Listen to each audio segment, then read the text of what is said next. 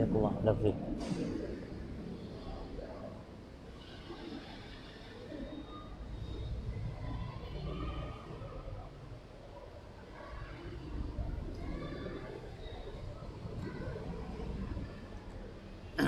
Assalamualaikum warahmatullahi wabarakatuh. Innal hamdalillah nahmaduhu wa nasta'inuhu wa nastaghfiruh wa na'udzu billahi min shururi anfusina min sayyiati a'malina. May yahdihillahu fala mudilla lahu wa may yudlil fala hadiya lahu. Wa asyhadu an la ilaha illallah wahdahu la syarika lahu wa asyhadu anna Allah tidak menghukum kalian disebabkan sumpah-sumpah yang memang tidak sengaja, tidak dimaksudkan untuk sumpah. Tapi Allah menghukum itu apabila sumpah yang sengaja diniatkan. Lalu kata Allah, fakafaratuhu, maka kafaratnya kalau membatalkan sumpah, it'amu asyarati masakin.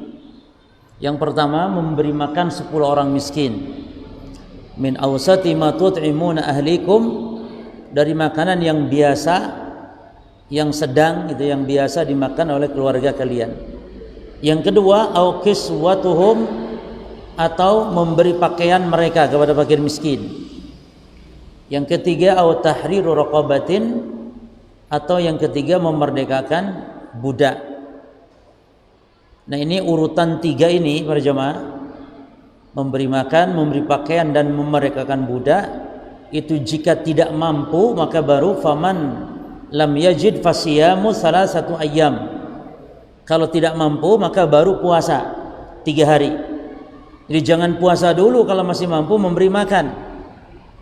Tidak boleh langsung puasa begitu saja apabila mampu memberi pakaian. Kata Allah, dzalika kaffaratu aymanikum idza halaftum. Demikianlah kafarat sumpah-sumpah kalian kalau kalian bersumpah. Ya, di surah Al-Maidah ayat berapa? 89. Namun Allah perintahkan kita untuk wahfadhu aymanakum. Allah perintahkan untuk menjaga sumpah-sumpah kita. Kata Allah, jagalah sumpah-sumpah kalian. Nah, jadi kalau menjaga sumpah itu para jemaah yang pertama nih ya. Yang pertama, menjaga sumpah itu tidak bersumpah kecuali kalau memang dibutuhkan untuk sumpah. Jadi jangan gampang bersumpah. Apalagi para pedagang ini dikit-dikit sumpah, wallahi rakhis, wallahi. Nah, untuk ngomong murah saja nggak harus sumpah, untuk melancarkan, melariskan dagangan. Ya. Kemudian tidak sering-sering. Kemudian kalau bersumpah dijaga agar tidak membatalkannya kecuali kalau memang uzur. Dan yang berikutnya, kalau membatalkan sumpah hendaknya membayar kafarat. Itu bentuk menjaga sumpah para jemaah. Taib. Nah, jadi kafaratnya nadar seperti kafarat sumpah. Ya. Seperti kafarat sumpah. Kesalahan kita dalam masalah membayar kafarat itu, yang pertama, dia mengganti makanan dengan membayar pakai uang. Ini enggak boleh dan tidak sah. Ya, termasuk masalah fidyah puasa juga nggak boleh dengan memberikannya berupa uang, tapi memberi makan makanan pokok biasa yang kita makan. Yang kedua, kesalahannya adalah apabila membayar kafarat itu dia langsung berpuasa padahal dia mampu memberi makan. Jadi memilih puasa, dan puasanya harus berturut-turut, 3 hari itu berturut-turut. Ya. Puasanya dengan cara 3 hari berturut-turut. Taib. Nah, itu kemudian mungkin kita lanjutkan kepada kaidah yang berikutnya. Kaidah yang ke-40. Selesai ya pembahasan nadar. Kaidah yang ke-40, al-qaidatul arba'una, man dhabaha li ghairillahi ta'abbudan wa ta'ziman faqad asyrak. Barang siapa yang menyembelih untuk selain Allah dalam rangka ibadah, menyembelihnya untuk selain Allah dalam rangka ibadah, wa ta'dhiman, dan dalam rangka pengagungan. Faqad asyrak, maka sungguh dia telah berbuat syirik. Nah, menyembelih itu ibadah para jemaah. Menyembelih yang dimaksudkan ibadah, yakni menyembelih yang di situ ada pengagungan. Dalil yang menunjukkan menyembelih adalah ibadah, Nabi atau Allah dalam Quran juga hadis-hadis yang sahih menyatakan pensyariatan menyembelih, dan setiap umat ada ibadah dalam rangka taqarrub kepada Allah dengan cara mengalirkan darah hewan kurban atau hewan binatang ternak dan semisal.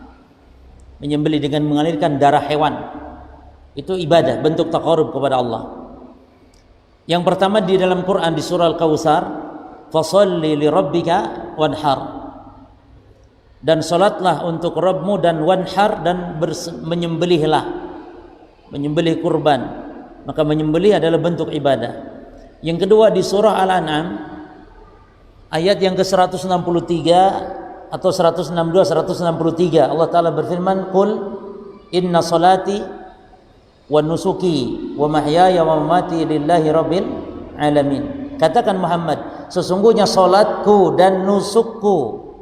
Nusuk itu artinya ibadah secara umum, namun nusuk ada makna yang khusus, yaitu menyembelih. Nusuki maknanya ai dzabhi, sembelihanku. Jadi katakanlah salatku dan sembelihanku, hidup dan matiku hanya milik Allah Rabbul Alamin, atau hanya diperuntukkan untuk Allah Rabbul Alamin. Maka dari ayat ini menyembelih adalah ibadah, yakni menyembelih dalam rangka pengagungan kepada Allah Subhanahu wa taala. Adapun kalau dalam hadis Nabi sallallahu alaihi wasallam mengatakan, man dabaha li ghairillahi faqad asyrak, siapa yang menyembelih untuk selain Allah maka dia telah berbuat syirik. Dalam hadis yang lain, la'anallah man dabaha li ghairillah, Allah melaknat orang yang menyembelih untuk selain Allah. Menyembelih ini para jemaah sekalian, dari segi hukum ada 3 macam penyembelihan. Yang pertama, hukumnya syirkun akbar mukhrijun anil millah. Yang pertama, sembelihan hukumnya syirik besar dan keluar dari Islam, batal syahadatnya dengan sembelihan ini. Dan syirik besar ini ada 2 macam. Sembelihan yang bentuknya syirik besar ada 2 macam, atau ada 2 cara, atau ada 2 bentuk. Yang pertama syirik ibadah, yang kedua syirik isti'anah namanya. Sembelihan yang hukumnya syirik besar ada berapa macam?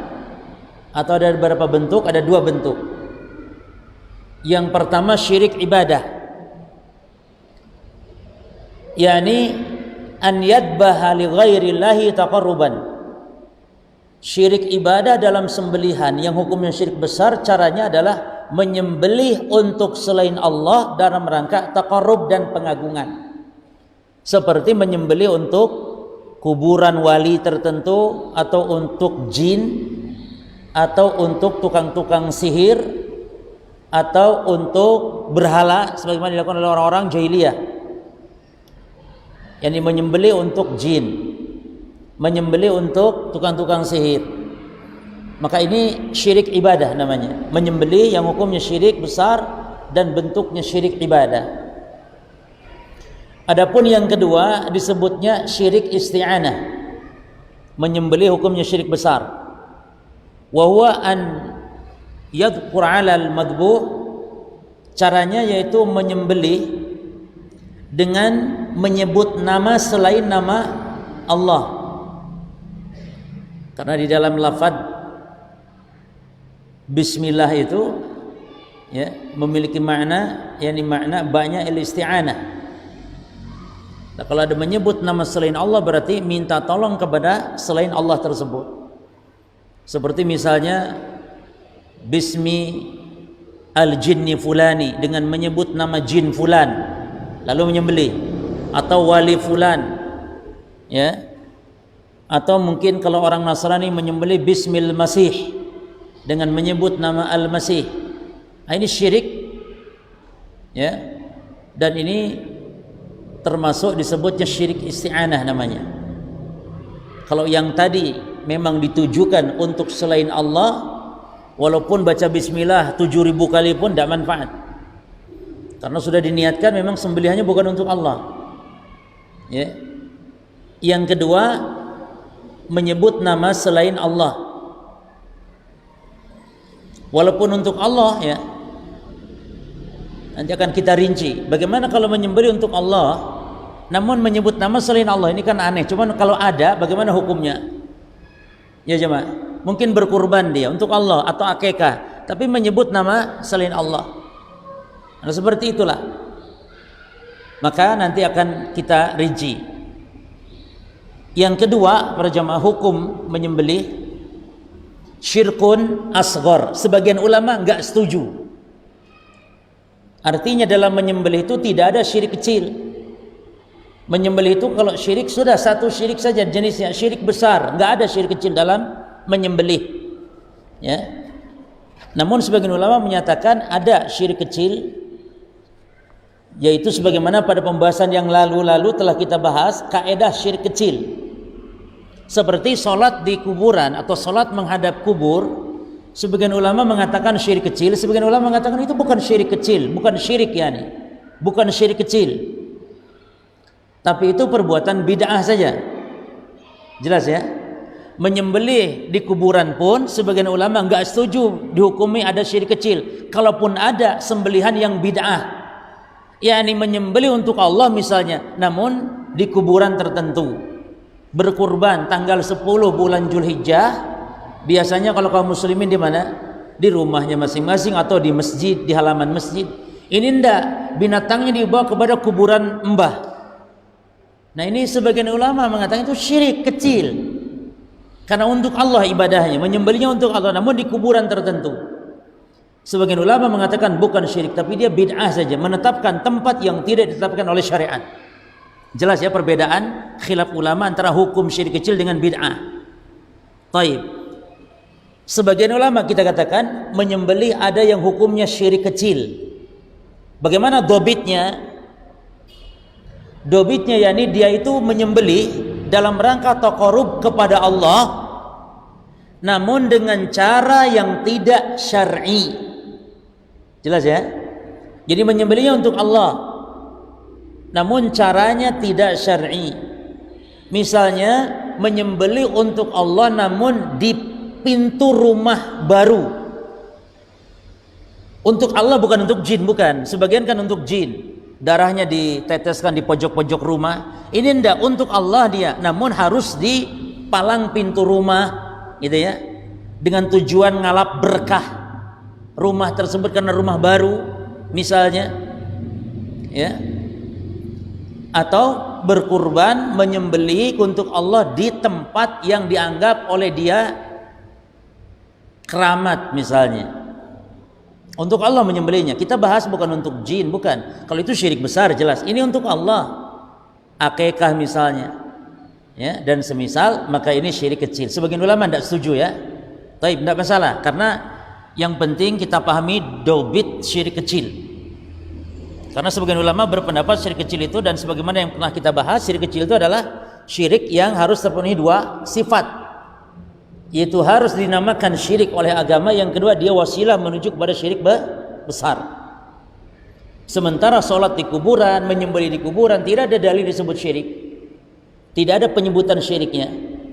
Maka kalau di kuburan menyembelih untuk Allah, sebagian ulama menyebut dia bid'ah, sebagian mengatakan itu syirik kecil, karena menyembelih di kuburan itu yang syirik kecil bisa berubah hukum, bisa menghantarkan kepada syirik besar atau menjadi sarana wasilah menuju syirik yang besar.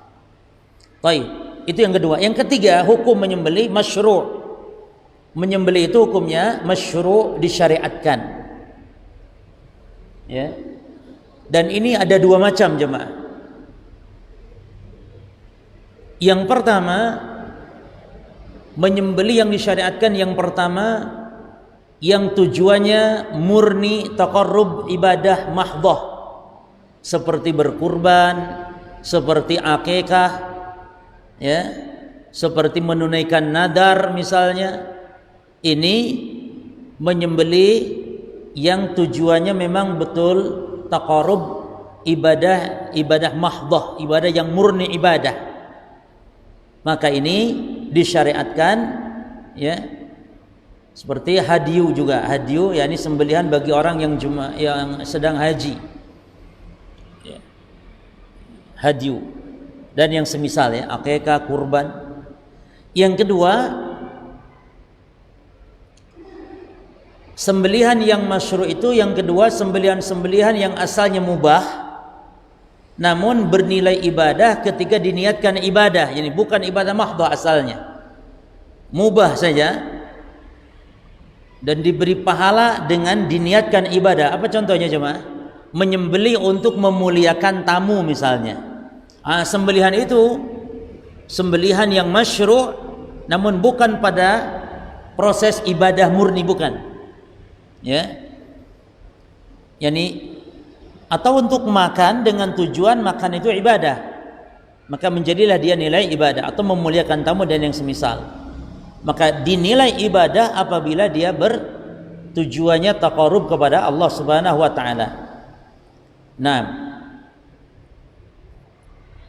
jadi yang dimaksud memuliakan di sini dalam rangka mempersembahkan daging sembelihannya, ya, memuliakan tamu, dan itu dianjurkan para jemaah. Man kana yu'minu billahi wal yawmil akhir falyukrim daifahu. Siapa yang beriman kepada Allah dan hari akhir, maka muliakan tamunya, ya, memuliakan tamu dengan menghidangkan makanan yang enak-enak, yang yang membuat tamu senang. Jangan dibalik, malah kalau tamu datang segala disembunyikan. Lah itu bakhil jemaah, ya. Atau nyuguhin makanan namun dibungkus sama plastik, nggak dibuka-buka, tamunya sampai sungkan mau makan, ya. Jadi nyuguhin tapi kayaknya sengaja supaya jangan dimakan. Harusnya dibuka, kalau bisa dikupasin, kalau bisa dituangkan. Barangkali tamunya malu-malu, ya. Baik. Nah, sekarang baru kita bahas hukum menyembeli ditinjau dari menyebut atau tidak menyebutnya nama Allah. Tadi sudah kita bahas di awal. Jadi hukmu dzabh min haits dzikr ismillahi aw adamihi fa huwa aqsam. Hukum menyembelih ditinjau dari menyebut atau tidak menyebutnya nama Allah. Ada 4 macam. Yang pertama, an yudhkar ismullahi wadzabhu lillah. Yang pertama, an yudhkar ismullah. Yang pertama, menyembelih menyebut nama Allah dan sembelihannya pun untuk Allah. Ini min kamali tauhid. Ini sesempurna-sempurnanya tauhid, ya, menyebut nama Allah dan sembelihannya untuk Allah. Yang kedua jemaah, an yudhkar ismullahi ta'ala walakinna dzabah li ghairillah. Perhatikan yang kedua, dia menyebut nama Allah, membaca bismillah, namun sembelihan tersebut bukan untuk Allah, untuk jin, untuk Syekh Abdul Qadir Jailani misalnya, untuk Badawi, atau untuk jin, untuk Ifrit misalnya, atau untuk Nyi Roro Kidul misalnya. Nyebut bismillah walaupun menggelegar tuh basmalah 7.000 kali, fahada haramun wa syirkun. Ini hukumnya selain haram ya juga syirik. Maka sebagaimana tadi dibahas di awal, ini termasuk syirik isti'anah namanya. Syirik isti'anah. La syirik ibadah. Yang kedua, sebagaimana dalam bahasan yang pertama tadi. Karena untuk selain Allah sembelihannya, walaupun menyebut nama bismillah. Yang ketiga, an yudkaru ghairullah. Yang ketiga, menyebut nama selain Allah, seperti tadi, ya, menyebut nama selain Allah. Namun wadzabhu wadzabhu li ghairillah, menyebut nama selain Allah, sembelihannya pun untuk selain Allah pula lagi. Maka ini tentu lebih apa jemaah?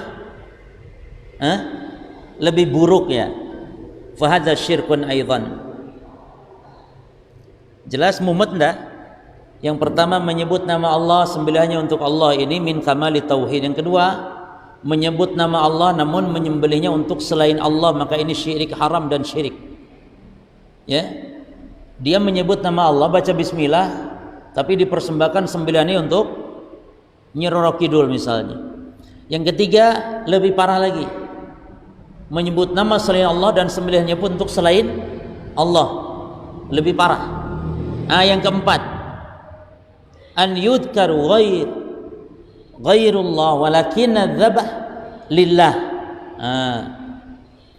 Menyebut nama selain Allah namun menyembelihnya, sembelihannya untuk Allah, seperti berkurban misalnya.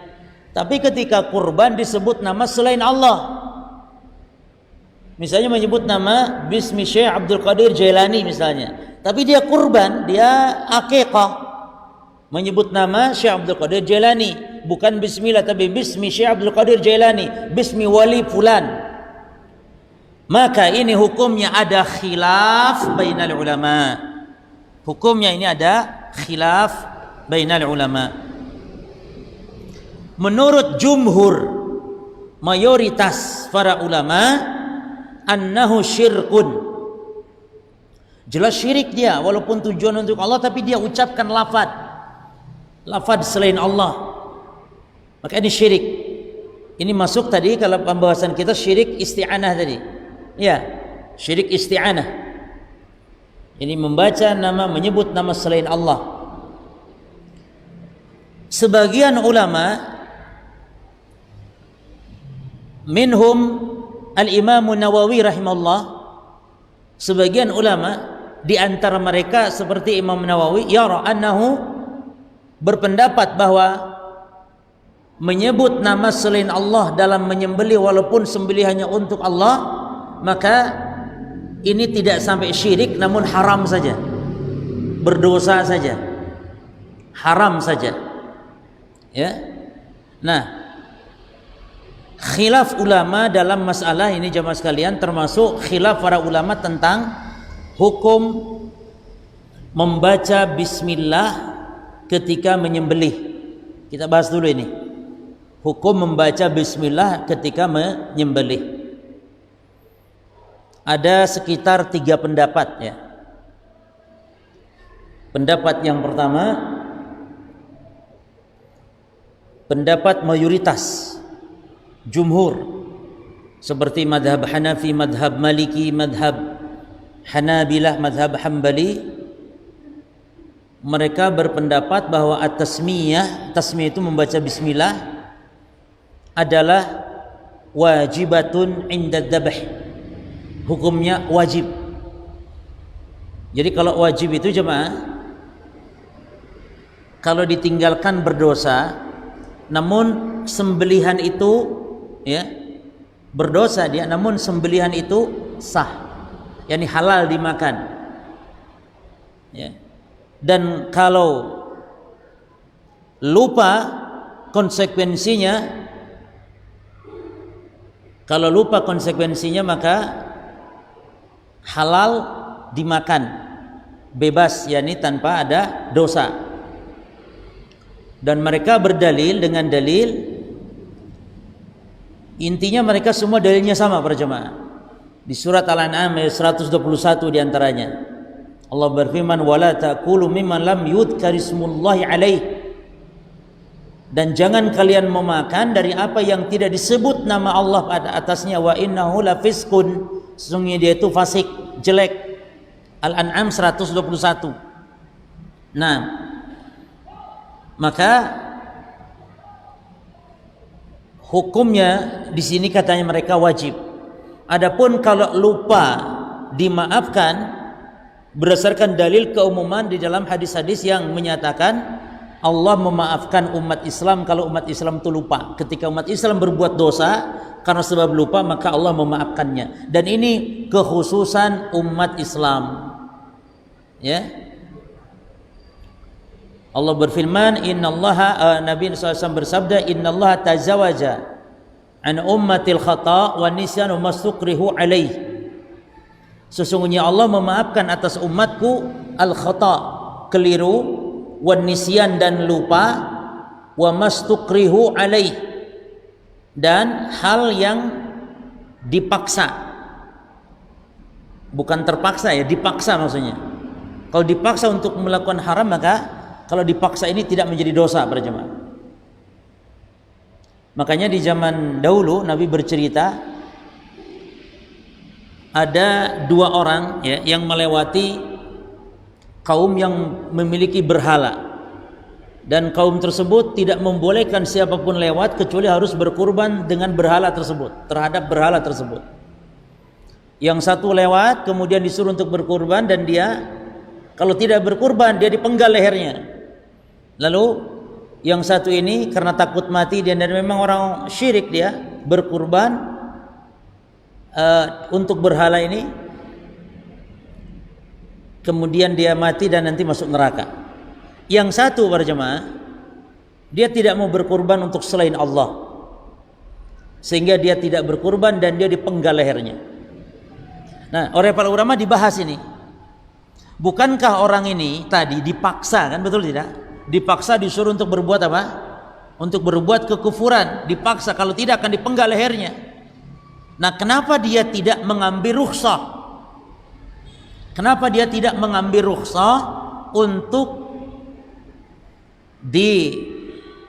karena dipaksa tadi, dengan alasan itu dia dimaafkan oleh Allah?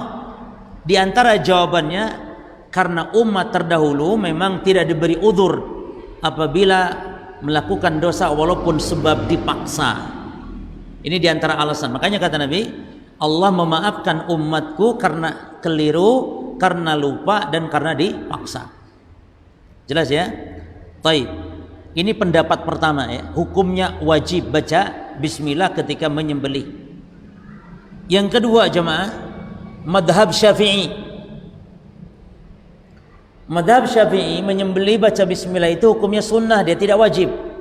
Apalagi syarat, bukan. Sehingga dalam madhab Syafi'i menyembelih enggak baca bismillah pun sah-sah saja. Apalagi kalau lupa, oh tambah sah lagi. Wong sengaja nggak baca bismillah tuh ndak apa-apa, karena baca bismillah hukumnya sunnah. Dan ini juga diantara salah satu pendapat Ahmad bin Hanbal. Namun Imam Ahmad juga cenderung kepada pendapat yang pertama, yang wajib tadi. Cuman yang menarik pada jemaah ya, dari sisi mana pendalilannya Imam Syafi'i mengatakan dia sunnah? Ya, ada 3 pendalilan. Yang pertama, dengan halalnya sembelihan ahlul kitab. Dalam mazhab Syafi'i, kenapa baca bismillah tidak wajib tapi sunnah? Dasarnya satu, Allah menghalalkan sembelihan ahlul kitab, di mana Allah berfirman, wa ta'amul ladzina utul kitab hillul lakum. Dan ta'am maksudnya yakni sembelihan orang-orang yang diberi kitab Yahudi Nasrani itu halal bagi kalian. Nah, segi pendilanya bagaimana? Segi pendilanya ahli kitab tentu mereka tidak membaca bismillah, yakni wahum la yadkuruna tasmiyah, mereka tidak membaca bismillah. Maka kalau sembelihan ahli kitab itu halal, lebih-lebih sembelihan seorang muslim. Walaupun nanti kita bantah pendapat ini lemah jemaah. Pendapat ini lemah.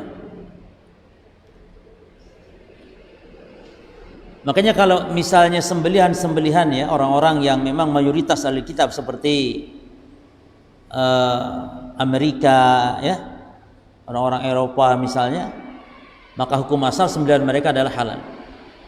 Tapi kalau sembelihan yang bukan ahli kitab, seperti mungkin yang mayoritas seperti di Asia, seperti Jepang, mungkin seperti Cina, maka sembelihan mereka tidak halal walaupun baca bismillah, ya. Adapun sembelihan ahli kitab, sembelihan muslim halal, namun tentu tetap dengan syarat. Apa syaratnya? Selama kita tidak tahu, selama kita tidak mendengar mereka menyebut nama selain Allah. Kalau kita dengar mereka menyebut nama Yesus, kitanya dengar tahu atau dipastikan diduga kuat, maka nggak boleh. Jangankan ahli kitab, hatta muslim pun kalau dia seorang muslim namun membaca menyebut nama selain Allah ketika menyembelih, sembelihannya pun sama, itu sembelihan yang haram dimakan, sembelihan yang tidak halal untuk dimakan. Jelas ya? Kita bicara hukum asal jemaah. Muslim, Yahudi, Nasrani, hukum asalnya sembelihan mereka halal selama kita tidak tahu kalau mereka itu menyembelih dengan tidak syar'i. Selama tidak tahu. Kalau tahu ya nggak boleh, jangankan dia, muslim pun nggak boleh. Jadi kalau di pasar ada orang Islam jualan ayam, sudah muslim, sudah jangan ditanya-tanya. Pak, maaf Pak, sampai nyebut bismillah enggak sampean? Enggak usah, hukum asalnya dia muslim. Yahudi juga begitu, jangan ditanya. Yahudi, maaf, kamu nyembelihnya nih nyebut apa? Nyebut nama apa? Enggak usah, pokoknya dia orang Yahudi, selama kita tidak dengar halal. Enak, mudah, jangan mempersulit diri ya, Mbak. Ya. Kalau gitu tanya sekalian, ini sampean motong lehernya ini putus enggak nih nyembelih ini misalnya, tanya sekalian. Wah, repot itu. Dan kita bukan tugasnya, itu tugas MUI itu. Ya. Jelas ya, Mbak? Kita bicara hukum asal, jemaah. Hukum asal. Maka kalau ada barang daging impor ini dilihat, yang diimpor dari negara-negara kafir dilihat, kalau dia sembelihan maka dilihat ahli kitab atau bukan. Kalau bukan sembelihan seperti ikan dan yang semisalnya, maka tidak masalah dari negeri manapun. Ikan yang memang tidak harus disembelih. Tapi kalau sembelihan harus dia ahli kitab, kalau kafir, ya. Taib, itu satu ya dalilnya Imam Syafi'i. Yang kedua ada dalilnya hadis dhaif. Ya, lumayan walaupun dhaif hadis, ya. Cuman minimal ada dasar gitu. Ada hadis, namun hadisnya dhaif. Yaitu hadis Ibnu Abbas yang diriwayatkan ya oleh Imam Baihaqi, namun ini hadis dhaif, sekali lagi saya katakan hadis dhaif. Disebutkan Nabi bersabda di situ, katanya al-muslim yakfihi ismuhu. Seorang muslim itu cukuplah kenal dari namanya. Fa in nasiya an yusammiya hina yadbah. Lalu kalau orang Islam tadi lupa menyebut nama Allah ketika menyembelih, ya, lupa dia ketika menyembelih, falyadhkur ismallah wal yakulhu, maka hendaklah sebut nama Allah lalu makanlah. Jadi artinya kalau orang Islam lupa tidak masalah, sudah dimaafkan gitu. Justru ini sebenarnya kalau mau dikatakan penguat bukan ke mazhab Syafi'i tapi ke mazhab Imam Ahmad, mazhab jumhur tadi yang mengatakan hukumnya wajib baca bismillah dan kalau lupa dimaafkan, ya. Namun yang jelas para jemaah, dalil ini tidak bisa dijadikan hujah. Kemudian Imam Syafi'i berdalil dengan hadis tentang seorang budak, ya, tentang masalah menyembelih, membaca bismillah itu hukumnya apa? Sunnah, tidak wajib. Ada sebuah kisah dalam hadis riwayat Imam Ahmad. Diriwayatkan oleh Imam Bukhari. Seorang budak, ya, milik Ka'ab bin Malik, budak perempuan jariyah, itu pengembala kambing ceritanya. Lagi mengembala kambing di hutan atau di padang rumput. Lalu fa'usibat syatun fakasarat hajaran. Lalu kambing tersebut tiba-tiba kena apa ya kena kecelakaan lah, mungkin tertimpa atau jatuh atau yang semisal, ya, fa kasarat hajaran, lalu si budak tadi dia memotong batu, membelah batu, fada bahat habihi, lalu dia sembelih kambing tersebut dengan batu tersebut, ya. Pada karulin Nabi sallallahu alaihi wasallam fa amarahum bi akliha, lalu dilaporkan kepada Nabi tentang kejadian ini. Ini seorang budak perempuan menyembelih kambing seperti itu, ya, diasahnya batu, dipatahkan batu, diasahnya, disembelihnya dengan batu tersebut, lalu Nabi memerintahkan untuk memakannya. Bagaimana segi penilaiannya para jemaah? Budak tadi tidak menyebut bismillah gitu. Jadi disebutkan bismillah, budak tadi membaca bismillah. Sehingga dengan dasar ini menurut mazhab Syafi'iyah berarti baca bismillah tidak wajib, apalagi syarat, tapi dia hukumnya sunnah, ya. Taib.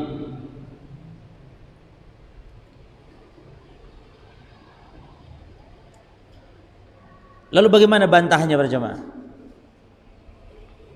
Nah, bantahannya adalah pendapat Syafi'i ini lemah, ya, karena di dalam hadis-hadis kita kalau berdalil, kalau berhujjah itu jangan dengan satu dalil langsung dipakai, digunakan tanpa melihat dalil-dalil yang lain, ya. Seperti budak perempuan tadi memang tidak disebut, ya, bismillah di situ, tapi hadis-hadis yang lain sangat tegas sekali bahwasanya Nabi bersabda tidak boleh memakan. Kata Nabi, ma'an haraddam wa dzukira rasmullah alaihi faqul, hewan yang dialirkan darahnya dengan cara disembelih dan disebutkan nama Allah atasnya, maka makan, kata Nabi. Dan juga di dalam Al-Quran Allah tegas mengatakan di surah Al-An'am tadi, la wala ta'kulu, jangan kalian makan. Maka jangan kalian makan di sini berarti tegas di situ. Jangan kalian makan mimman lam yudkarismullahi alaih. Jangan kalian makan sembelihan yang tidak disebut nama Allah atasnya. Ini tegas.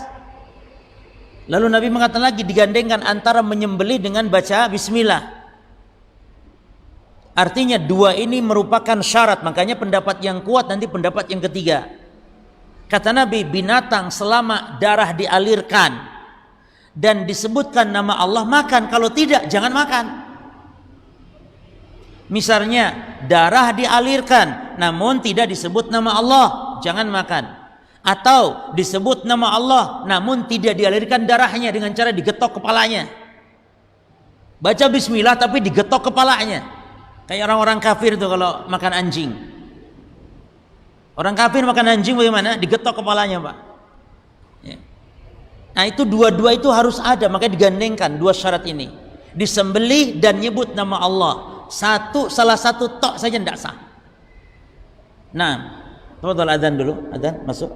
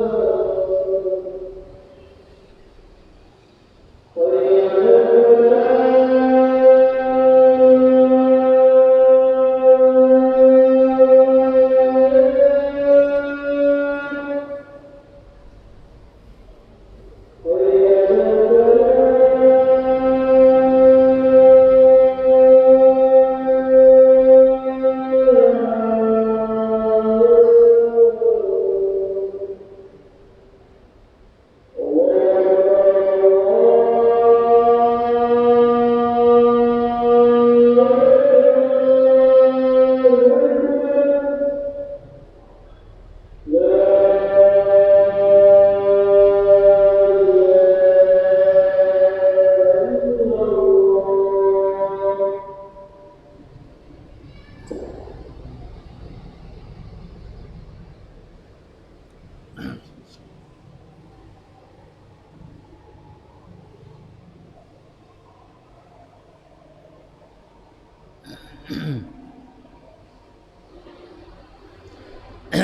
alhamdulillah, wassalatu wassalamu ala rasulillah wa ala alihi wa ashabihi wa man wala, amma ba'd. Ikhwani fid din wa akhwati fillah rahimani wa rahimakumullah. Pendapat yang ketiga, pendapat yang mengatakan syarat, jadi membaca bismillah ketika menyembelih itu bukan wajib apalagi sunnah, tapi dia syarat. Apa bedanya antara wajib dengan syarat? Yani kalau syarat itu suatu kewajiban yang tidak bisa gugur dengan sebab lupa, maka kalau menyembelih itu lupa, bagi pendapat yang mengatakan syarat, maka sembelihan itu tidak sah dan sembelihannya itu berubah menjadi bangkai, maka harus dibuang. Dan ini madhab dhahiriyah, ya, madhab dhahiriyah, dan ini yang dipegang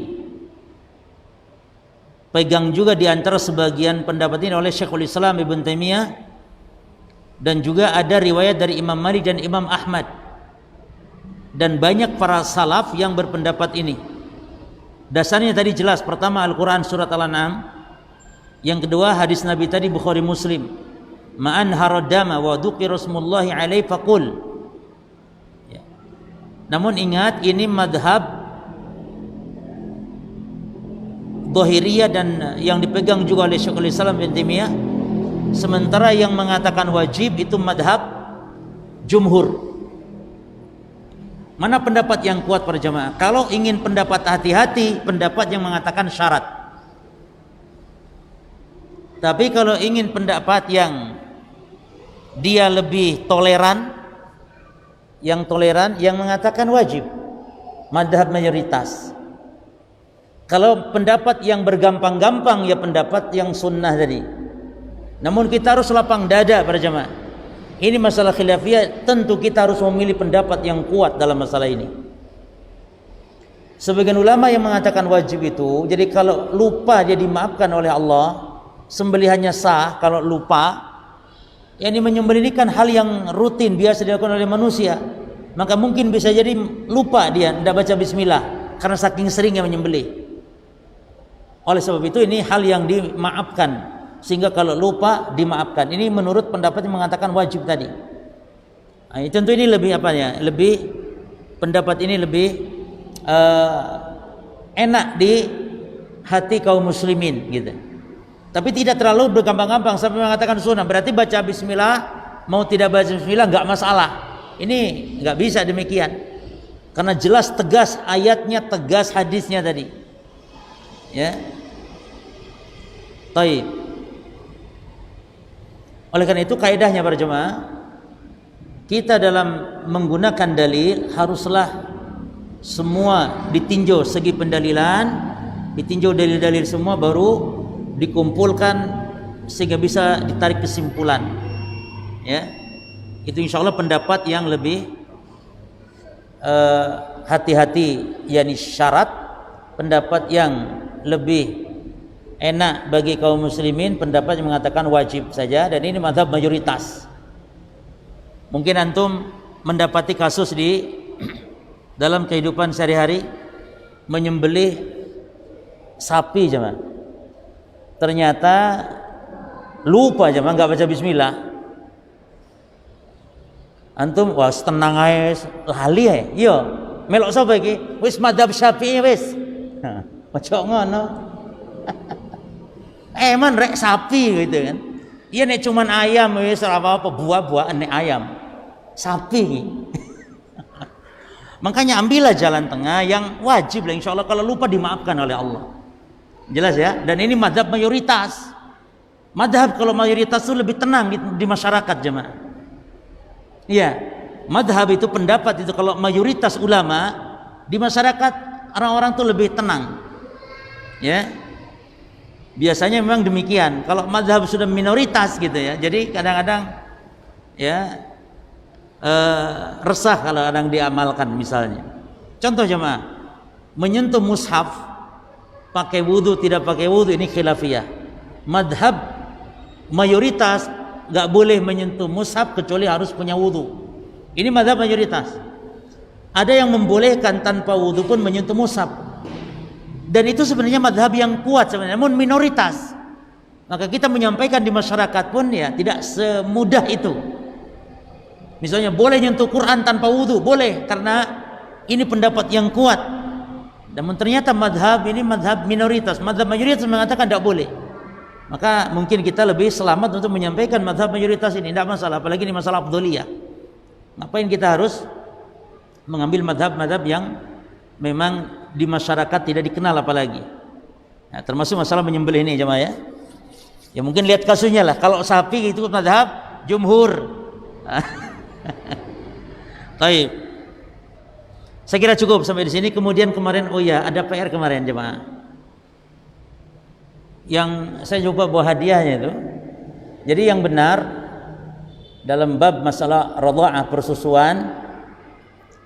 Jadi kalau ada seorang suami punya istri 2 dan masing-masing istri menyusui kepada bayi ini tidak ada kaitan apapun ya. Ini bayi sama bayi nanti ketika dikawinkan boleh apa tidak? Al-jawab enggak boleh. Karena itu yang disebut dengan labanul fahl. Walaupun ini beda yang nyusui tapi kan satu ininya. Satu apanya? Satu induknya gitu. Maka disebut itu labanul fahl. Fahl itu pejantan. Ini susu pejantan gitu loh jemaah. Ya walaupun beda istri, tapi kan satu suami menyusui, maka nanti yang disusui sesama yang disusui nggak boleh nikah. Karena itu termasuk saudara persusuan. Ada kemarin yang jawab bapak saya satu, nanti pak saya lupa. Jadi jangan ya. Ya wes. Dapat hadiah insyaallah. Baik. Cukup ya, ini dulu yang bisa kita sampaikan. Mudah-mudahan bermanfaat. Allah taala alam. Subhanakallahumma bihamdika asyhadu an la ilaha illa anta astaghfiruka wa atubu ilaik. Wassalamualaikum warahmatullahi wabarakatuh.